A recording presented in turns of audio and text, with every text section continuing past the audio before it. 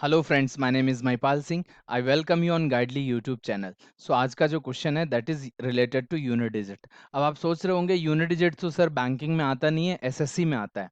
But actual में अगर आप एसबीआई पीओ 2018 जिसने भी मेंस का एग्ज़ाम दिया हो उससे पूछना, यूनिट डिजिट का क्वेश्चन एसबीआई पीओ मेंस में आया था।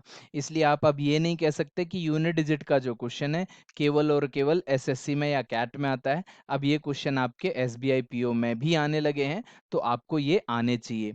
तो अगर आपको यूनिट डिजिट का कॉन्सेप्ट नहीं पता है तो मैंने 2 o'clock वाली क्लास में, एसएससी वाली क्लास में, यूनिट डिजिट और रिमाइंडर थ्योरम दोनों पढ़ाए हैं। दोनों ही आने चाहिए बेसिकली तो आपको, क्योंकि यूनिट डिजिट आया है तो रिमाइंडर थ्योरम के क्वेश्चन भी आ सकते हैं, राइट।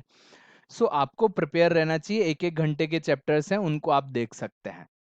चलिए, तो क्वेश्चन कैसा आया था वो आपकी स्क्रीन के सामने है। एकदम सेम क्वेश्चन नहीं लिया मैंने, वैल्यू चेंज्ड है यहाँ पर। तो मैंने एग्जैक्ट क्वेश्चन नहीं ले रखा है, राइट। तो क्वेश्चन क्या है, इसके ऊपर पावर 50 थ्रू, उसके ऊपर भी पावर 28 लगा हुआ है। यहाँ पर 1218 रेज टू पावर 67 और इसके ऊपर पावर 37 लगा हुआ है। पूछ रहा है find the unit digit of this.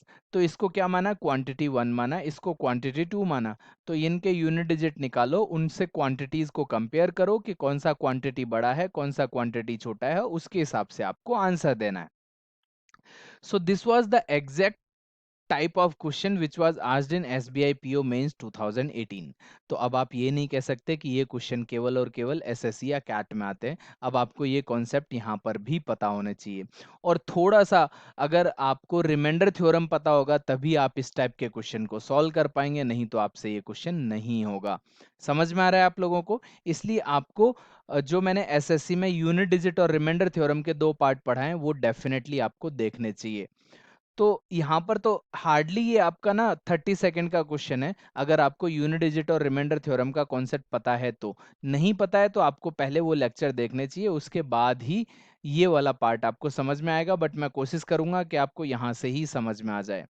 कि मान के चलो कि एक ऐसा नॉर्मल सा क्वेश्चन होता कि 3 की पावर 1 2 3 इसका यूनिट डिजिट निकालना होता, या 7 रेज टू पावर 1 2 3 इसका यूनिट डिजिट निकालना होता। तो बेसिक रूल क्या होता है, जो भी यहाँ पर पावर लगी है ना उसको 4 से डिवाइड करके रिमाइंडर निकालना है। तो रिमाइंडर अगर 1 2 3 आता है तो इस नंबर के ऊपर वो रिमाइंडर अप्लाई कर देना होता था, और यहाँ पर जो यूनिट डिजिट आएगा वही पूरे नंबर के लिए यूनिट डिजिट होता था। अब इसके आगे क्या लिखा हुआ है उससे फर्क नहीं पड़ता, बिकॉज रिमाइंडर जो यूनिट डिजिट है वो आपका, वो यूनिट डिजिट पर ही डिपेंड करता है। और एक एक्सेप्शन क्या आता है, अगर आपका रिमाइंडर जीरो आ गया, अगर आपका रिमाइंडर जीरो आ गया ना, तो जिस नंबर से डिवाइड कर रहे हो उसी नंबर को एज इट इज पावर के फॉर्मेट में अप्लाई करना है, राइट। तो ये हर किसी के लिए अप्लीकेबल है, चाहे यूनिट डिजिट आपका 7 हो, चाहे 8 हो, चाहे 1 हो, चाहे 2 हो, चाहे 9 हो, कुछ भी हो, आप 4 से डिवाइड करेंगे, राइट। तो देखिए यहाँ पर अब क्या हुआ, पावर के ऊपर पावर लगी हुई है। तो अगर आपके पास देख रहा हो कि 1347 रेज टू पावर 53 और उसके भी पावर 28 लगा हुआ है, तो जब तक आपको रिमाइंडर थ्योरम का कॉन्सेप्ट नहीं आएगा कि इस क्वेश्चन को कैसे सॉल्व करेंगे, 53 raise to power 28 divide by 4, तभी तो आएगा, हमें पता लगेगा कि रिमाइंडर 1 आ रहा है या 2 आ रहा है या 3 आ रहा है या 0 आ रहा है। तो जब आप इसको डिवाइड करेंगे, तो देखो इस वाले पार्ट को आप डिवाइड करो तो रिमाइंडर क्या आ रहा है, 1। तो 53 रेज टू पावर 28 का मतलब क्या होता है, 53 इंटू 53 जो है वो 28 टाइम्स लिखा हुआ है, और हर बार आपको एक रिमाइंडर मिलेगा। तो 1 के ऊपर पावर एज इट इज आ जाएगी, अपॉन में आएगा 4। तो 1/4, तो जब 1 को आप डिवाइड करेंगे तो रिमाइंडर क्या आने वाला है, 1 ही आने वाला है। तो यहाँ पर जैसा मैंने आपको बताया था, जो रिमाइंडर बचता है ना वही आपका यूनिट डिजिट के फॉर्म में पावर लगा देनी है। तो यूनिट डिजिट क्या है आपका, 7। तो 7 के ऊपर पावर क्या आएगी आपकी, 1। तो यहाँ पर आपका यूनिट डिजिट आ जाएगा 7। तो यहाँ पर क्वांटिटी 1 क्या आ गई आपकी, क्वांटिटी 1 आई आपकी 7। अब आपको क्वांटिटी 2 निकालनी है। तो क्वांटिटी 2 क्या है कि 1218 रेज टू पावर 67 और उसके ऊपर भी 37। तो सबसे पहले आपको इसको 4 से डिवाइड करना पड़ेगा। तो आपके पास क्या नंबर हो गया, 67 raise to power 37 divide by 4, right. तो अब आपके पास ये क्या आ गया, 3 रिमाइंडर बचेगा, तो 3 के ऊपर 37 पावर एज इट इज आएगा, 37 पावर आएगा, डिवाइड बाई 4 होगा। अब जब आप 3 को 4 से डिवाइड करते हैं, या तो आप इसको इस तरीके से लिख लो कि 3 के स्क्वायर के फॉर्मेट में कन्वर्ट कर लेते हैं, अगर आपको नेगेटिव रिमाइंडर का कॉन्सेप्ट नहीं पता है तो। अदरवाइज तो हम डायरेक्टली करते। मैं ये स्टेप नहीं करता। ये स्टेप मैं आपको क्यों समझा रहा हूं, क्योंकि आपको अभी रिमाइंडर थ्योरम का कॉन्सेप्ट नहीं पता है, तो वो दोनों पढ़ने पड़ेंगे आपको। तो अगर आप बैंकिंग के भी स्टूडेंट हैं तो यूनिट डिजिट और रिमाइंडर थ्योरम बहुत अच्छे से पढ़ लेना।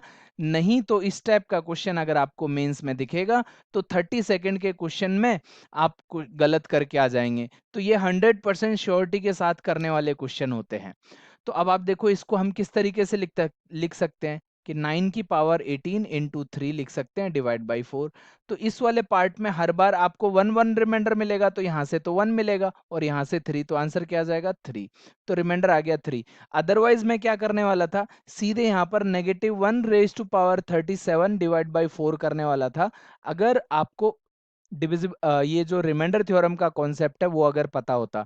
नेगेटिव के ऊपर पावर नेगेटिव है तो ये -1 ही रिमाइंडर रहता, लेकिन नेगेटिव में कभी रिमाइंडर नहीं आता, तो इसको इसमें ऐड कर देते हैं तो एक्चुअल रिमाइंडर ऐसे पता लगता है। तो अब आप देखो पावर 3 लग रही है, राइट।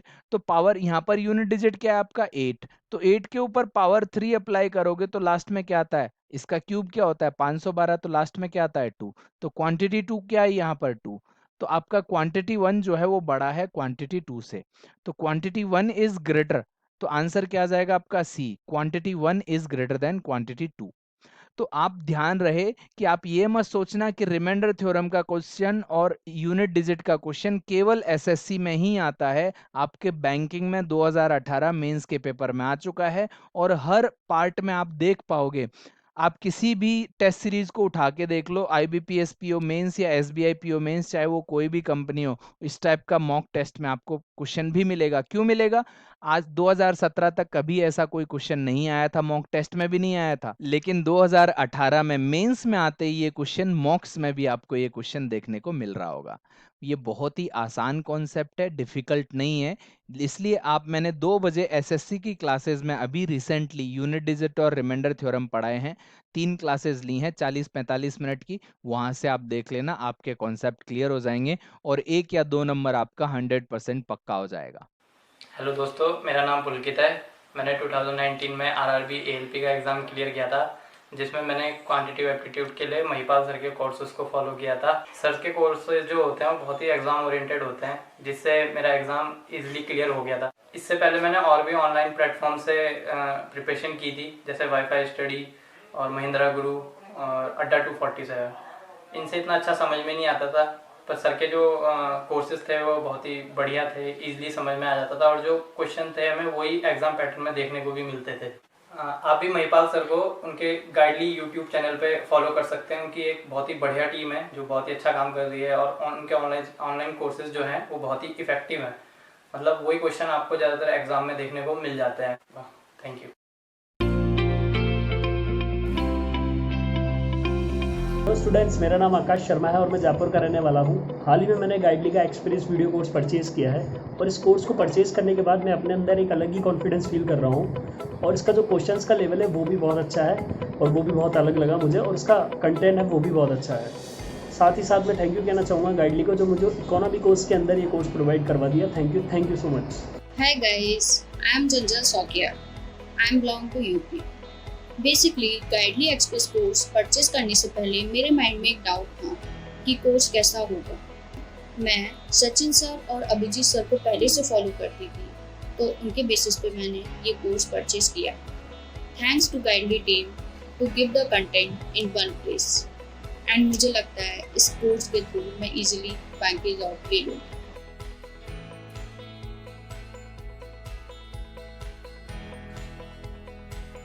आई होप आपको वीडियो बहुत अच्छा लगा होगा। आप अपने फ्रेंड्स के साथ इस वीडियो को शेयर करना। Bye bye and take care.